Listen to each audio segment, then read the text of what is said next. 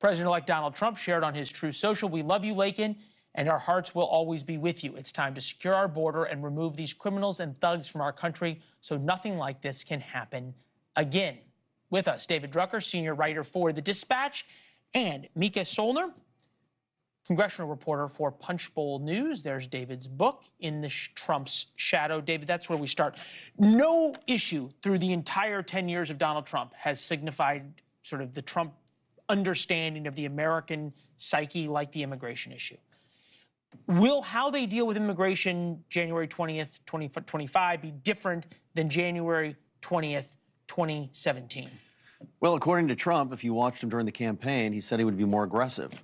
And so I think we can expect him right out of the gate to be more aggressive, in part because there are two mandates we could imagine he has, and the word mandate can be overused. But one of those is to firm up the border and deal with all of the illegal immigrants that we have in the country, particularly the criminals. And so I would expect him right out of the gate to move on that.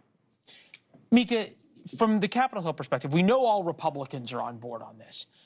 Have Democrats realized, and I'm thinking especially about Democrats from Texas, from Florida, from Georgia, that being on the other side of Donald Trump on immigration is a losing proposition?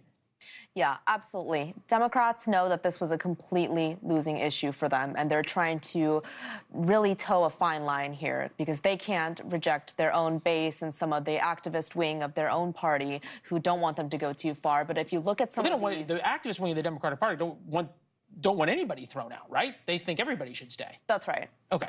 But if you talk to some of these vulnerable Democrats, especially in South Texas, where Trump did really well, Democrats got hammered there, you know, they're really moving forward on this. I actually spoke with Congressman Henry Cuellar. He was probably one of the biggest critics of the Biden administration's approach to this.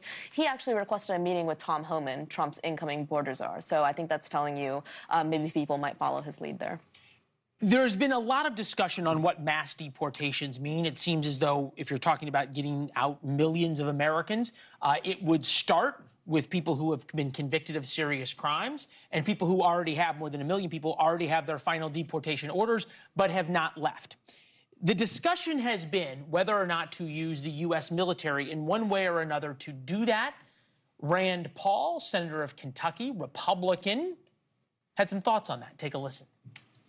I'm not in favor of sending the Army in uniforms into our cities to collect people. I think it's a terrible image, and that's not what we use our military for. We never have. Police have a difficult job, but the people removing people from our country need to be a police enforcement domestic agency, not the military. I'm all for remain in Mexico, I will not support an emergency to put the Army into our cities. I think that's a huge mistake. So, David, huge mistake because A, it may not work, B, it gives the American media and Democrats pictures galore to use. C, is it good politics for Donald Trump with his base versus politics for the center? Well, I don't think really Donald Trump's that concerned about the center, and it worked for him during the campaign. And so I don't think he's going to approach this issue like that, though. I do think Senator Rand Paul has a point in that it would make Republicans of all political stripes uncomfortable to see the military deployed across the country, even if they agreed on the impetus for the action. And I would say we need to back up and really look at Trump and immigration like this. Is he going to use two houses of Congress, small majority, narrow majorities, but still majorities, to craft legislation that would make changes in the immigration law permanent, security at the border permanent? Because if all he does is executive action, it's going to be fleeting. There'll be another Democratic president at some point. Biden tore the Trump House down. But Trump towards the Biden. Correct, but I think that's the real question here, because he may clean things up momentarily, but it will not be permanent, and that's a failure of policy. Is there an appetite? Obviously, there's an appetite from members of the House to do that. Getting it through the Senate, 60 votes in the Senate, requires some kind of compromise. Is there a willingness by House Republicans to compromise in a way that could get them to 60 votes in the Senate? Depends who you ask. I mean, you're already seeing some early pushback from some of the House Republicans that are not completely on board with such an aggressive tactic towards immigration and the border.